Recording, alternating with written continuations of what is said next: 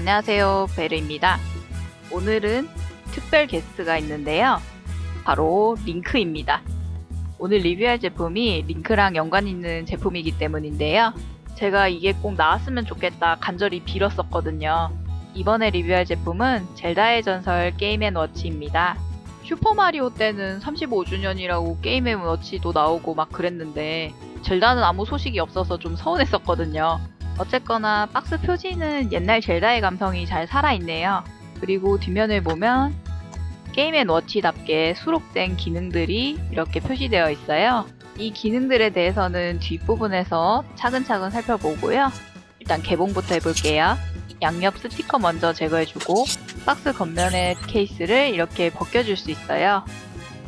케이스를 벗겨주면 또 다른 느낌이죠? 마리오랑 다르게 검은색에 뭔가가 있네? 그리고 이번에 젤다 게임앤워치 구매하신 분들은 마이 닌텐도 포인트 꼭 적립하세요. 이건 뭐 주의사항 이런 거니까 굳이 필요 없고 바로 본체를 살펴볼까요? 그나저나 이 검은 박스는 스탠드인가 봐요. 이걸 조립해줘야 세울 수 있나 보네. 마리오 땐 없었는데 그냥 막 조립해주면 되겠지? 양옆 날개를 먼저 세우고 이걸 이렇게 해야 되는데 제가 번호를 잘못 봤네요. 여러분은 설명서를 꼭 잘 보고 하세요. 그럼 이제 메인인 본체를 한번 볼까요? 본체 색상이 금색과 연두색의 조화가 상당히 괜찮네요. 상단에는 젤다 로고도 박혀있고 그리고 마리오 워치보다 키가 2개가 더 있네요. 그리고 옆면에 전원 버튼이랑 C타입 충전 케이블이 있고 이쪽 옆면에는 스피커가 달려있어요. 뒷면에는 트라이포스 문양이랑 방치의 규격사항 정도가 적혀있어요. 이렇게 전원 버튼을 꼭 눌러주면 워치에 전원이 켜지는데 우선 시간 설정을 먼저 해줘 볼게요. 이게 시계 화면인가? 링크가 알아서 혼자 돌아다니네요. 이것이 마스터 소드인가? 아까는 혼자 돌아다녔지만 방향키를 눌러주면 이렇게 조작도 할 수 있네요. 그럼 이제 시간도 변경해줘 볼까요? 셋키를 눌러 메뉴를 호출해주고 현재 시간에 맞춰서 잘 조작해주면 됩니다. 시간이 바뀌니 화면 배경도 바뀌네요. 이건 좀 신기하네. 물론 직접 조작해서 몬스터를 잡을 수도 있고요. 대신에 방향키가 좀 뻑뻑한 편이라서 생각보다 조작이 쉽진 않아요. 근데 나 왜 이렇게 못하냐? 오예, 다 잡았고. 이럼 끝인가? 또 나오네. 그리고 타이머 화면에서 A키를 오랫동안 꼭 누르고 있으면 이렇게 시계 소리에서 젤다 배경음악으로 바뀌게 됩니다. 역시 근본 부금이야.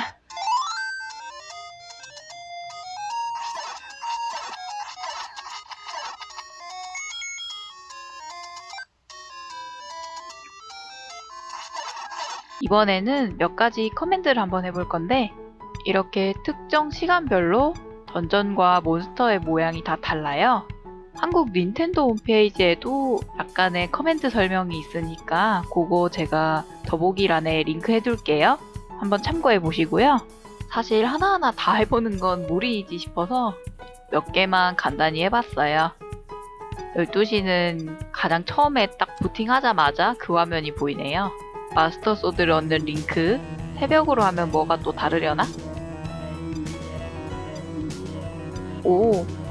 새벽으로 하니까 확실히 밤 느낌이 난다. 돌아다니는 건 똑같고 이번에는 같은 숫자를 입력했을 경우인데요. 우선 11시 11분에는 링크가 폭탄으로 어딘가 들어가서 하트를 얻네요. 그리고 하트를 얻고 다시 나와서 몬스터를 잡기 시작합니다. 다음은 1시 11분. 여기는 요정님들이 날아다니네요. 요정을 다 먹으면 또다시 전투에 돌입하네요. 다음은 새벽 1시 11분. 새벽은 배경색의 차이만 있고 플레이 방식은 똑같습니다. 이번에는 2시 22분. 요정을 먹는 방식은 똑같은데 던전의 모양이 좀 다르고 다른 몬스터가 등장합니다. 다음은 3시 33분. 이번에는 약간 성 느낌의 던전으로 들어왔네요. 역시나 요정을 먹고 조금 기다리면 전투를 하는 방식은 동일합니다. 그럼 또 4시 44분. 별 차이가 없네. 마지막으로 5시 55분. 오, 뭔가 벽돌을 미는데? 이건 숨겨진 통로로 들어가네요. 아, 하트를 먹기 위한 거였네. 이렇게 하나하나 다 돌려본 내가 승리자다. 이제 계단을 올라가면 다시 몬스터랑 전투를 하겠지? 제 말이 맞죠? 이번에 볼 기능은 쇼트 타이머라는 기능인데요. 제한 시간 내에 링크를 조작하여 많은 몬스터를 잡는 기능입니다. 컵라면 타이머로 활용하면 좋은 기능이에요. 다 익을 때까지 기다리면서 게임도 하고 일석이조의 효과를 볼 수 있죠. 아, 근데 나 왜 이렇게 못하냐? 자꾸 몬스터한테 맞고 있어. 그리고 목표한 시간이 종료되면 끝을 알리는 음악과 함께 이렇게 끝이 나게 됩니다. 또한 스테이지도 3가지 종류로 바꿔줄 수도 있어요. B 버튼을 눌러서 원하는 스테이지를 골라서 플레이 해줄 수도 있겠죠? 하지만 전 안 할 겁니다. 많이 어렵기 때문이죠. 그리고 여기서도 A키를 꾹 눌러주면 이렇게 배경이 바뀌면서 히든 스테이지를 도전할 수 있게 됩니다. 좌측 하단을 보니 몬스터 마리수를 최대한 빠르게 잡는 게 목표인 것 같아요. 제가 플레이하는 거는 예시일 뿐 무시하면 됩니다.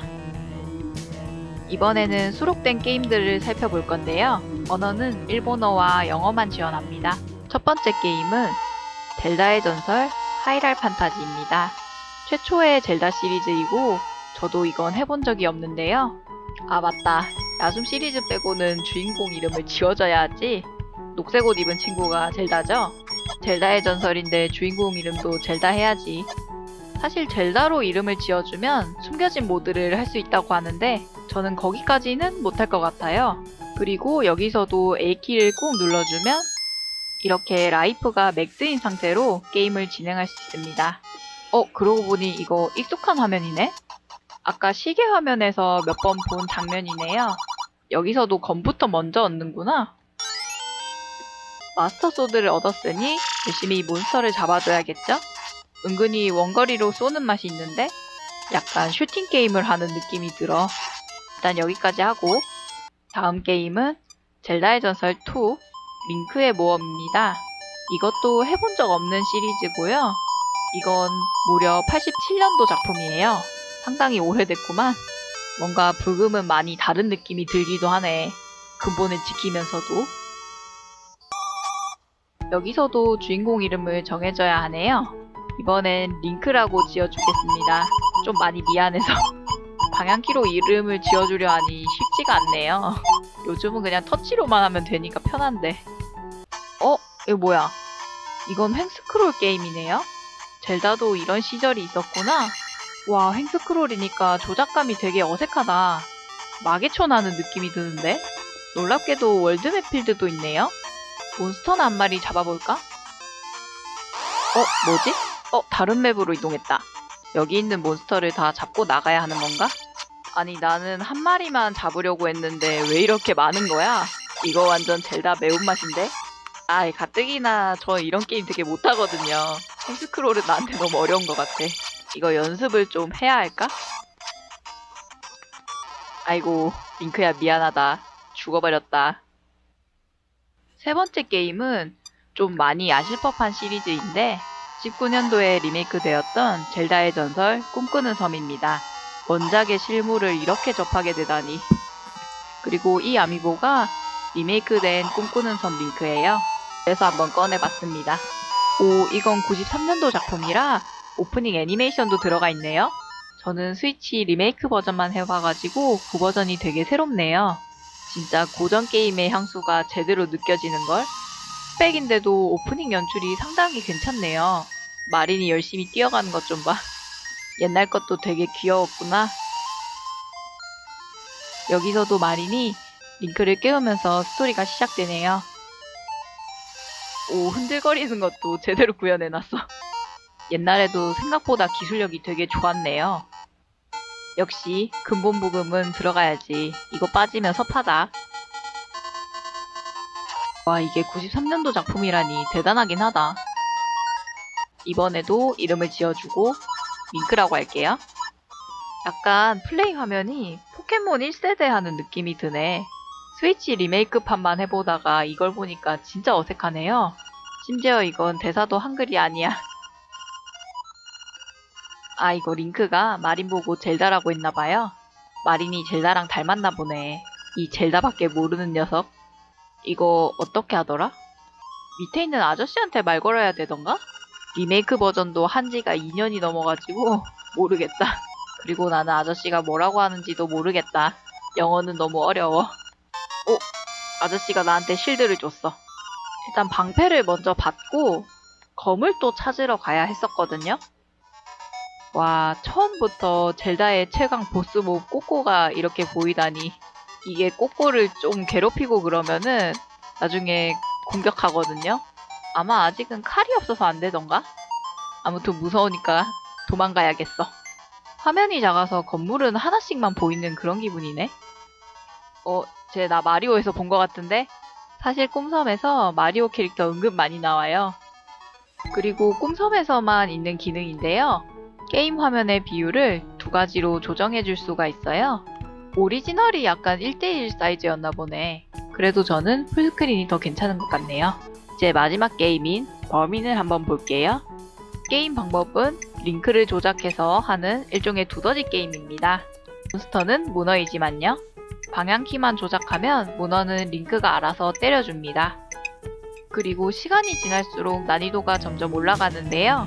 문어를 못 잡았을 경우에 좌측 하단에 보시면 문어가 하나씩 늘어나는 게 보이거든요. 아마 이게 꽉 차면 안 될 것 같아요.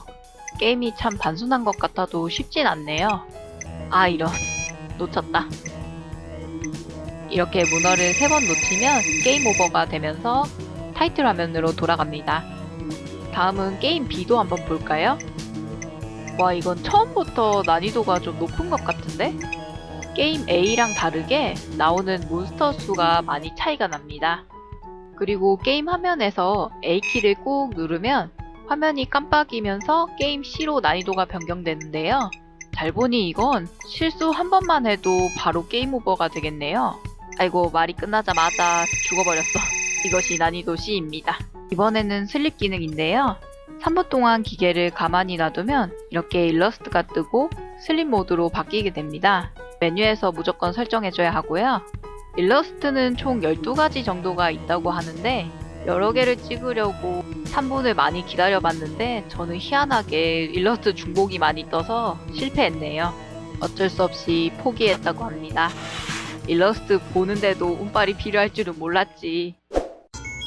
이번 영상에서는 닌텐도에서 나온 젤다의 전설 게임 앤 워치 제품을 리뷰해보았습니다.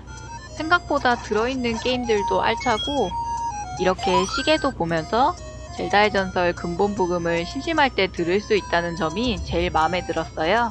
개인적인 의견으로는 게임용으로는 이게 조작감이 좋지 않아서 저는 시계용으로만 추천드립니다. 그럼 영상이 도움되셨거나 재밌으셨다면 구독과 좋아요 꼭 부탁드리고 그럼 또 다음 영상 열심히 만들어서 올게요. 시청해주셔서 감사합니다. 안녕.